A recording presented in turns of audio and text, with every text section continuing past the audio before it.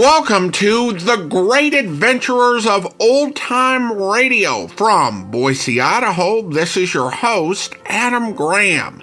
In a moment, we are going to be bringing you Cloak and Dagger. But first, I do want to encourage you, if you are enjoying this podcast, to please follow us using your favorite podcast software. And to listen to all of our Great Adventurer series, please subscribe to the Great Adventurers of Old Time Radio at greatadventures.info. Now, this episode is going out on the Great Detectives of Old Time Radio podcast feed, and we'll kind of discuss the future linking of the series and delinking. But first, let's go ahead and talk about the series we'll be bringing you, Cloak and Dagger. Now, Cloak and Dagger is a series based on a book about the OSS, the Office of Strategic Services. These stories are based on true life incidents that happened during the war. And it is really a great contrast of the spectrum of programs that we can feature on this podcast. That our first episode is the far-out adventures of Flash Gordon on Planet Mongo, and then our second series is a grounded story of real-life adventure. The original air date is May the 7th, 1950. Here now is Frank Baker's story.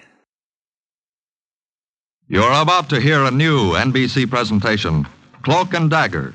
Program number 1 in 90 minutes of continuous mystery and suspense on NBC. Following Cloak and Dagger, stay tuned for High Adventure. Then listen to The Big Guy, NBC's new unique mystery series. But first, Cloak and Dagger. Are you willing to undertake a dangerous mission for the United States, knowing in advance you may never return alive?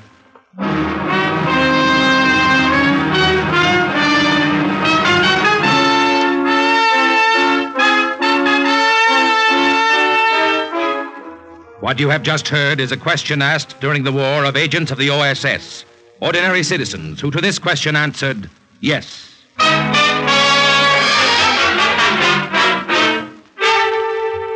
We have the honor at this time to present a former OSS officer, co-author of the book Cloak and Dagger, upon which this series is based, Colonel Corey Ford. Thank you. OSS, the Office of Strategic Services, was America's top secret intelligence agency during the war. It was this country's first all-out effort in black warfare, dropping undercover operators behind enemy lines, organizing local partisans to blow bridges and dynamite tunnels, outwitting the best spy systems of Europe and Asia. The success of OSS is known, but the story behind that success, the story of the everyday, average Americans of every race and creed and color who risked their lives knowing all too well that if they were caught, they would face torture and probably death, is what Alistair McBain and I have tried to tell in Cloak and Dagger. We feel it is a story in which every American can take deep pride.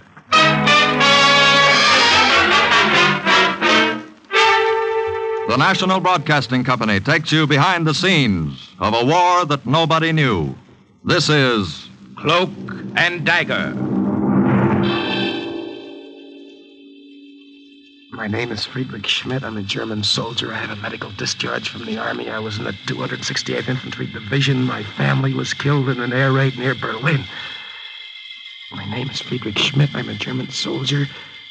Repeat it over and over again so I won't forget. My name is Friedrich Schmidt. Where did I go wrong? Where did I go wrong? Think back and remember. From the beginning. Everything the colonel told me to remember. Remember, Frank, from now on, you'll be Friedrich Schmidt, German soldier. You have your military pass, forged signatures of adjutants, hospital certificates, ration coupons, permit to travel. You know what to do. Yes, Colonel. Carl and I parachute behind the enemy lines in Austria. We radio back information on the strength and location of German troops around Innsbruck. You realize there'll be no help from headquarters, no contact waiting for you below. Well, sir, Carl knows the country, and his sister is still living there. I needn't tell you the risk you're taking. Of course, you'll land in American uniform, so in case you're picked up immediately, you'll be treated as prisoners of war. However, later, if you're caught out of uniform in enemy country... I think I know what to expect, sir. All right, then. Just one more thing. The information we're after is vital. The Third Army is closing in fast, and we must know what's ahead for them. I'll expect your first message in 10 days. You'll have it, sir. Oh, and, by the way, Colonel. Yes? Don't forget to have that package mailed to Rhode Island for me next month. It's my father's birthday.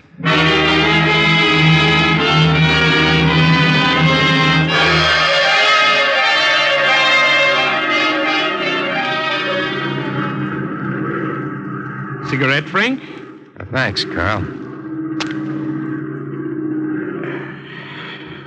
Carl, Yes, what is it? About Liesel. About your sister. Oh, what about her? You haven't seen her for over 5 years. Over 6 years. Well, 6 years is a long time. Running in. That's us. Get ready to jump. What did you want to ask about Liesel? Oh, nothing. Forget it.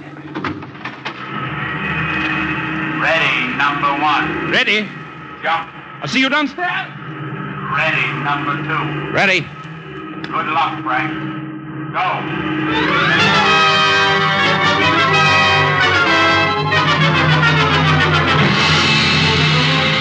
I heard the crack of the parachute as it snapped open. I looked down. I saw a patch of snow in the valley, spreading wider and wider in the moonlight, like a blot of milk spilled on a kitchen table. And I thought of Carl's sister, and the question I didn't have the courage to ask him.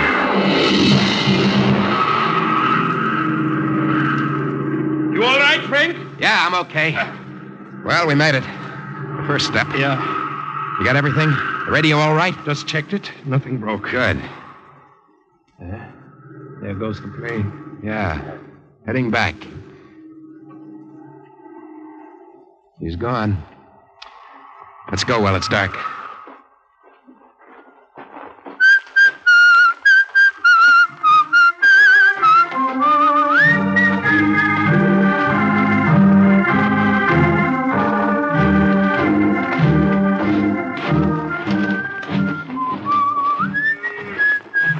Sun's starting to come up. Keep that cape around you. There'll be people on this road soon. What do you think about that sun? What about it? Astronomers must be nuts. That can't be the same sun I used to see back in Providence. Maybe it isn't. Schlaf nun ein, die Nacht ist da, der Morgen naht.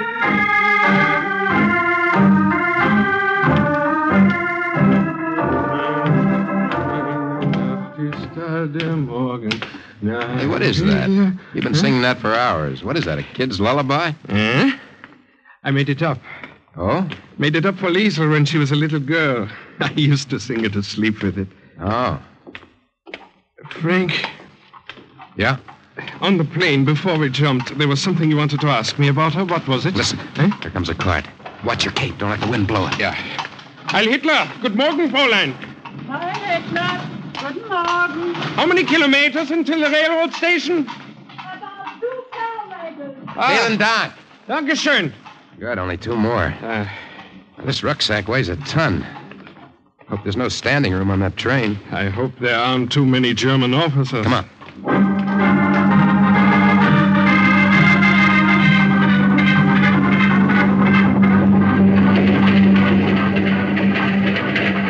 You know, one thing I like about European trains? What? These little compartments. I'd just as soon be closed off in here until we get where we're going. We've got to get rid of these American uniforms, Frank, as soon as possible. Well, we'll just have to find 2 obliging German soldiers who'll be willing to give up theirs. That obliging they are not. Well, so far they've been. Let us have a nice compartment all to ourselves. Well, there's no guarantee they'll let us keep it that way, you know. I know one of these things here. Oh. Get out your tribal permit and identification now. Right. Hope those papers are good forgeries. They better be. Gentlemen, your identification, travel permit, please. Ja, Herr Inspector, ja.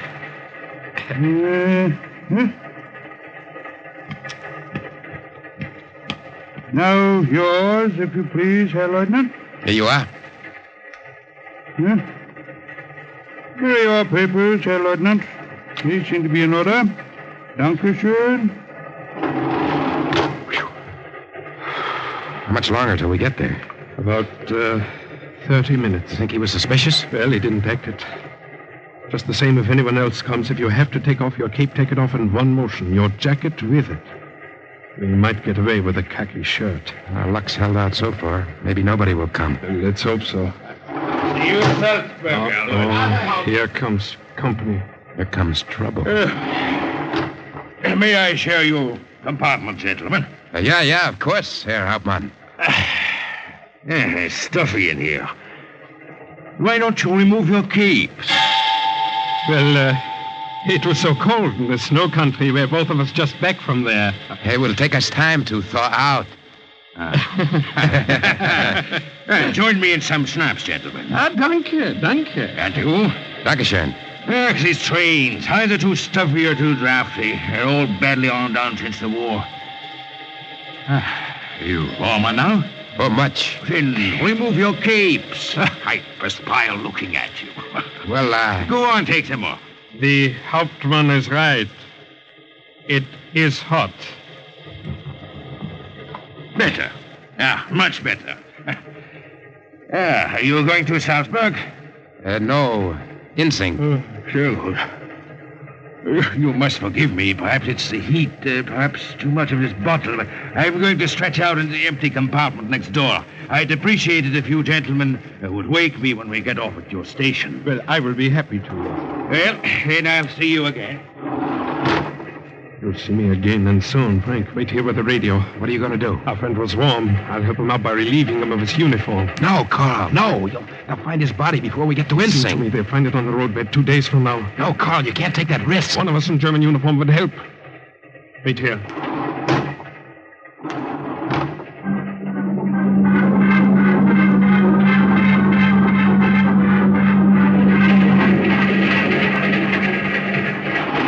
Carl? Kindly raise your hands. I was not so drunk as either of you thought. It's too bad about your friend. An unfortunate accident. He fell from the train. A pity. It was as if I were standing 3 feet behind myself, watching myself knock the Luger out of his hand, watch my fingers go around his throat. He gave a few convulsive jerks, and then he was still. In his hand, he held a button he had ripped from my shirt. For some reason, I reached down and I took it from him. The next few minutes, I worked fast. The train was slowing down. I stuffed my uniform into the rucksack where the radio was and borrowed his. It wasn't a perfect fit, but German uniforms never are. And this German wouldn't be needing his anymore. I opened the door of the compartment, and for the second time that day, jumped to German soil. Think slowly now. Somewhere from that moment on, I made the mistake. Where did I go wrong? Where did I make that mistake? You've made a mistake, Herr Lieutenant. My brother is not in Austria. Please listen to me. Carl was with me. We were both coming here together before the accident on the train. You're mistaken. My brother's not in Austria. Liesel, I'm taking a chance coming here at all. I only have Carl's word that you'll help me. My brother is not in Austria. Look, I'm tired. I'm hungry. Liesel, for Carl. There's not much to eat. Some bread and some soup. Sit down. I'll bring it to you.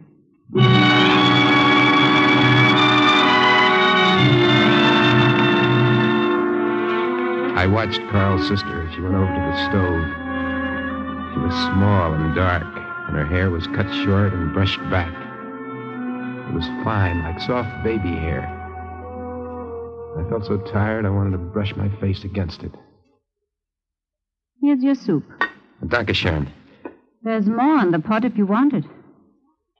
I'll be back. Where are you going? There's someone you might like to meet. A contact. I'll get him. Stay here and eat. I'll be right back.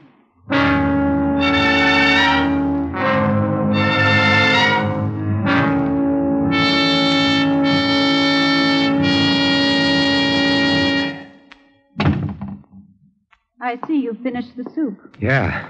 I hope it isn't all you have. Oh, no. It's all right. Where's your friend? Friend? Oh, you mean, well, he's coming. He's coming soon. Good. Carl said you'd be in touch with the Austrian partisans. I need help, Liesel. I need all the help I can get. My friend should be here any minute. I think I'll wash the dishes now. Since everything around us is in such disorder, I like to keep some order about myself. Here, I'll wipe. Do you mind? If you like.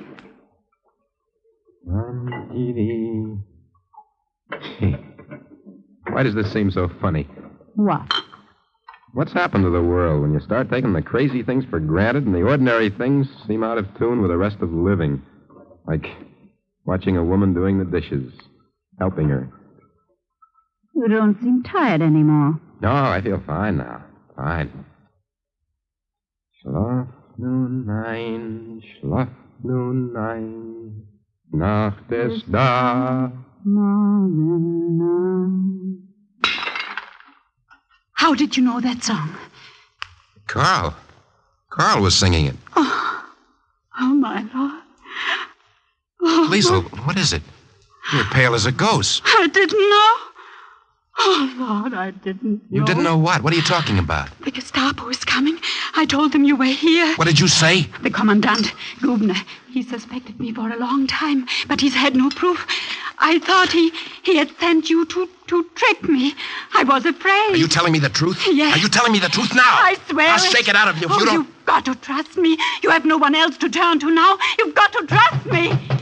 Oh, you've got to trust me. I should kill you. I ought to kill you. Now, listen to me. You can get out of the back door now if you want. Oh, but no, you won't get far there. Oh, you better go down there, to the cellar. And trust me. Open up in there. I have no choice. Quick, that door. It leads to the cellar. Go quickly. Open up! In a minute. Well, where is he? Gone. Gone? What do you mean gone? Well, I tried to keep him here. I couldn't without arousing his suspicion. Yeah. So I, Yeah? Well, you asked me not to do that, remember? Yeah, go on. Well, he was only passing through. He said he had a friend in the mountains. In a hut in the mountains. He told me where it was. You'll take us then, now. Of course. Sergeant. Just follow me. Round up the men. Ja, Herr Kommandant. After you, Liesel. I needn't tell you you're doing a great service for the fatherland. Take your hands off me. I've given enough proof of my loyalty.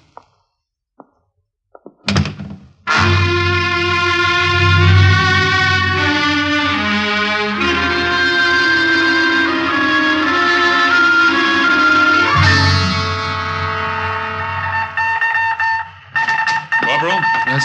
Any word from Frank or Carl yet? No, Colonel, nothing. No, something hit a snag. It's been 12 days since they jumped. Well, let me know. Wait a minute. Here's something now. 2345. Brooklyn calling. All well. That's it. Brooklyn. This is That's the code Brooklyn. name. Hey, he's coming through clear. Time is now 2345. Huh? Come in. Over. Dodger to Brooklyn. We hear you. Over. Average 14 inches snowfall nightly. Take this down. Yes. Average 14 trains a night being assembled. Carrying sugar to Dixie. Carrying supplies to southern German All front. snow jamming Grand Canyon. All trains routed by Vorarlberg Tunnel. Juniors gaining weight. Over. Wehrmacht gathering strength. Corporal, let me have that radio. Dodger to Brooklyn. Making this fast. Sending it in clear. Imperative, learn within 2 weeks.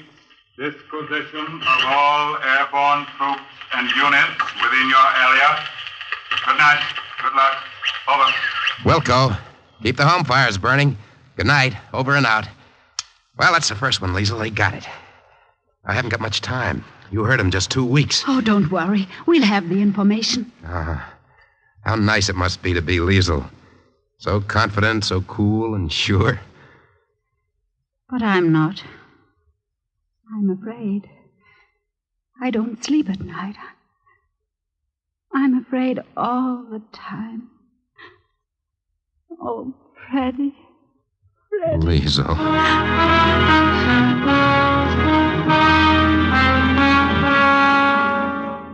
From the night I first came there and crawled into the corner of that damp cellar while she led the Gestapo on a merry chase through the mountains, Liesel and I worked hard. My radio aerial was set up, hidden, lost in a mass of clotheslines. Together we rounded up Austrian partisans. Where did I go wrong? So you are Liesel's cousin, Freddie? Ja, Herr Kommandant. I am Liesel's cousin. Would you like some wine, Commandant? Dankeschön. I didn't know Liesel had a cousin from Berlin. We knew she had a brother, Karl. Well, Liesel and I never mentioned Karl, Herr Kommandant. We're loyal Nazis. Ah, yes. Prost. Prost. I suppose she told you what happened to her a few days before you came. Some more wine, Commandant. I haven't finished this glass yet, Liesel. You seem nervous. It's such an honor having you visit us here. Liesel. You know, Herr Lieutenant, your little cousin has been much nicer to me lately. I tried to convince her for some time that there are advantages to being friendly with the right people. I suppose she told you about the American spy who came here over a week ago? I find that hard to believe. I'm not sure what he was. He was in German uniform, and he may have been a deserter. Possibly. In any case, we had a long search for nothing that night. We found no trace of him. You say you have a medical discharge, Herr Lieutenant? Ja, Herr Kommandant. The rest of my family was bombed out in Berlin. Oh, yes. I had no place to go, no one else to come to. So I came here. Strictly a matter of regulations. May I see your papers? Your papers, Herr Lieutenant? I have them here. Here you are. Yes.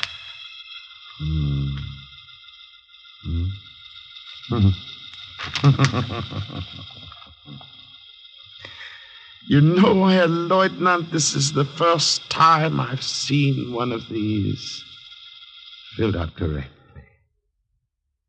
Thank you for the wine, Liesel. With your permission, I'll come back again.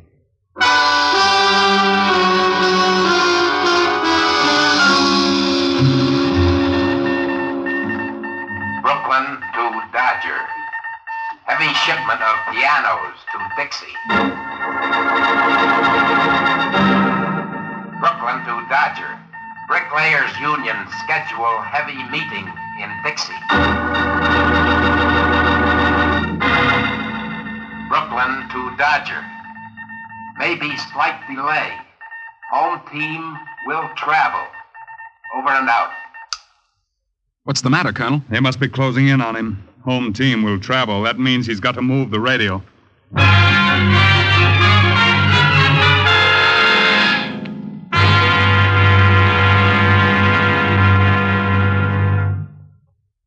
I'm going with you, Freddie. No, you're not, Liesel. You're going to stay here. If we both leave when I move the radio, Gubner's sure to be suspicious. But, Freddie... You go to Fritz Heimer.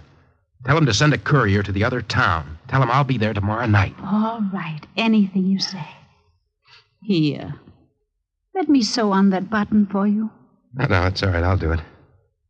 Take my mind off things. You're tired.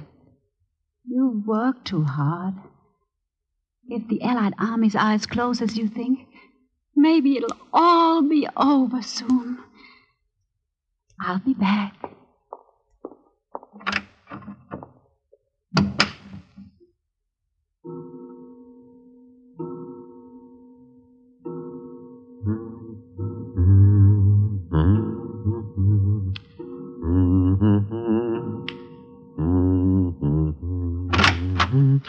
Liesel? Oh. Forgive me for just walking in, Herr Lieutenant. Good evening, Herr Kommandant. The door was unlatched. It's all right, Herr Kommandant. I was just passing. I wanted to say hello to your little cousin.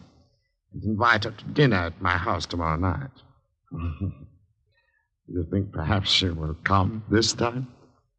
Perhaps, Herr Commandant. Women are never very easy to figure. No, you're right there. What are you doing? Don't let me interrupt you. Oh, just this button. It came off. So I see.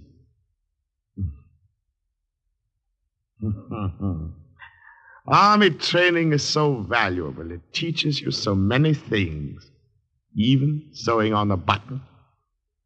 I'll tell Liesel you were here. That's very obliging of you. Only I believe you will not be in a position to tell her anything.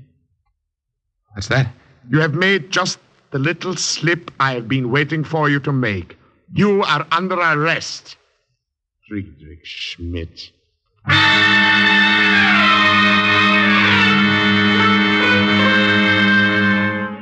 So many things to remember. An American cigarette could give me away, an English match, laundry marks, and clothing.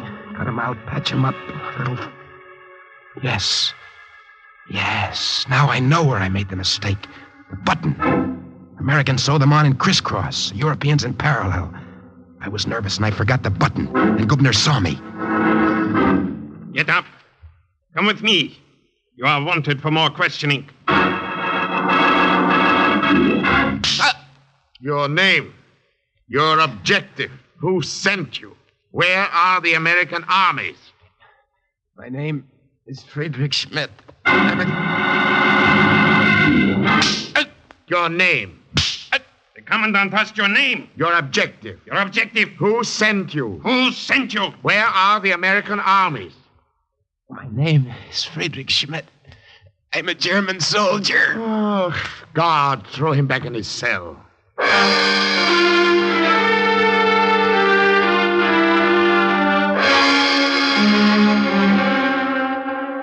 Sleep. Try to sleep. Remember to lie when they come to take me out again for questioning. I wonder if Liesel got away. You're going on a journey, Schmidt, to another camp where they have even more persuasive ways of making you talk. I shall escort you there myself. My name is... Get up! I said get up!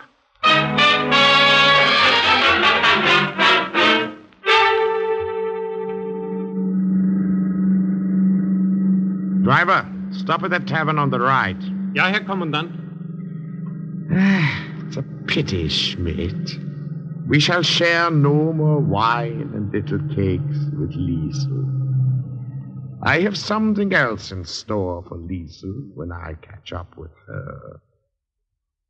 Her cousin. I'll be only a few minutes, driver. You're not to speak to the prisoner while I'm gone. Do you understand? Ja, Herr Kommandant.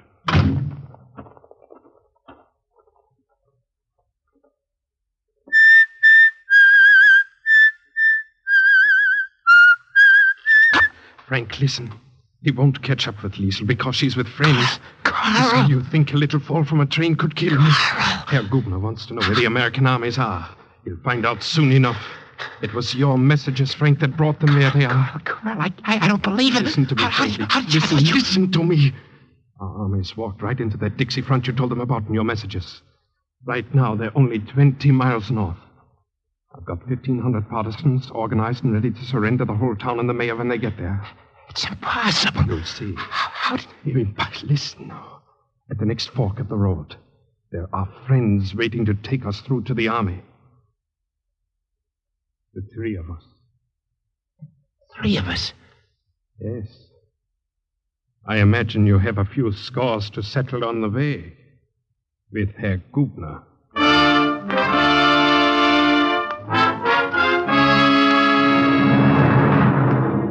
It wasn't coincidence, but a forged transfer that made Carl driver of that car. It wasn't luck, but carefully planned inside information that told the OSS exactly where Frank Baker was.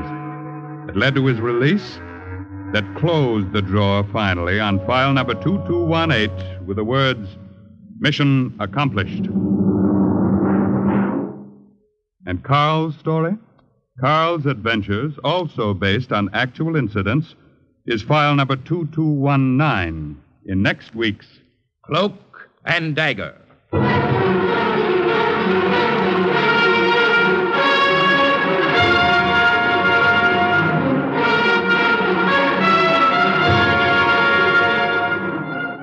In today's true OSS adventure, the part of Frank was played by Joseph Julian. Ross Martin was Carl, the Commandant Barry Kroger. Raymond Edward Johnson played the Colonel, Bernard Pollock the Corporal. Dolly Haas played Liesel. This has been a Louis G. Cowan production under the supervision and direction of Sherman Marks. Material heard on today's program was based on the book Cloak and Dagger by Corey Ford and Alastair McBain. The script was written by Winifred Wolfe, and the music was under the direction of John Gart. This is Carl Weber speaking.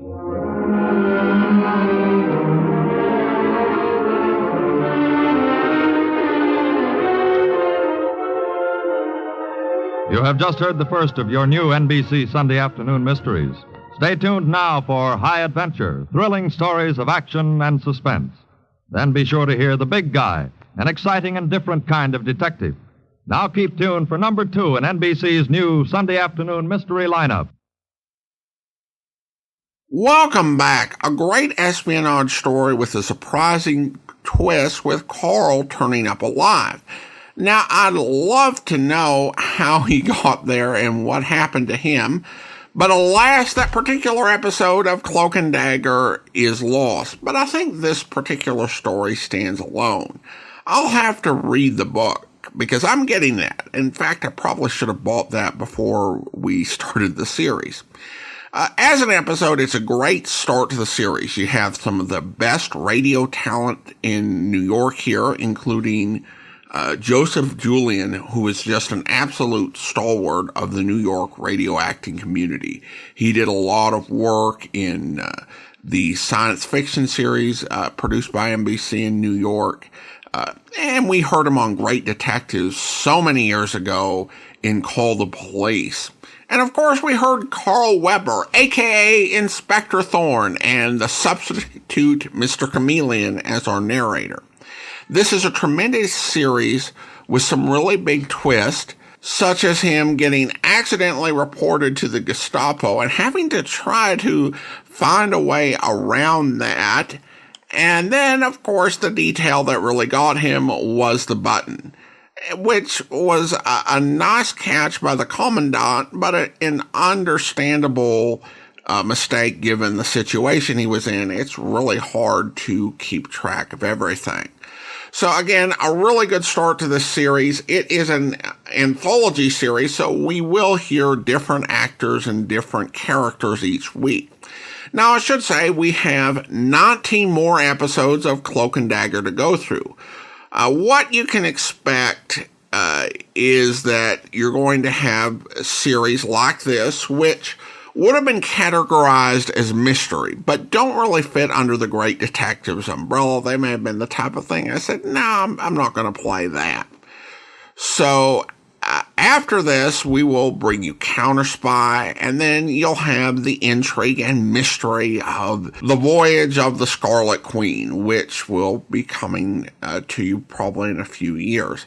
And we will also be playing some anthology programs in between different series, and maybe if we've got a really long run, we might take a break of a couple weeks from a particular series.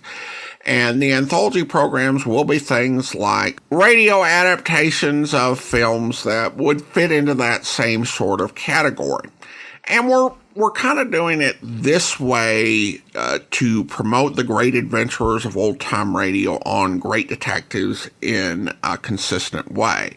So we will be playing the adult adventure series on the Great Detectives feed, cross-posting that for the foreseeable future, with the other series being only posted on the Great Adventurers feed. At some point, my hope is that the Great Adventurers will grow large enough, have enough subscribers and downloads that we can kind of decouple the two podcasts. And then at that point, the Great Adventurers will go off into some other directions. Like one thing that we will do once that happens will be the Scarlet Pimpernel, which I don't think really fits, but will be a lot of fun to do. And so I'm looking forward to starting this great adventure, and that will actually do it for today. Now, for the Great Detectives of Old Time Radio, the regular lineup resumes on Monday with the Adventures of the Falcon. For those of you who want to find out what happens next with Flash Gordon, be sure to subscribe to the Great Adventurers of Old Time Radio podcast at greatadventures.net or wherever you get your podcasts from. From Boise, Idaho, this is your host, Adam Graham, signing off.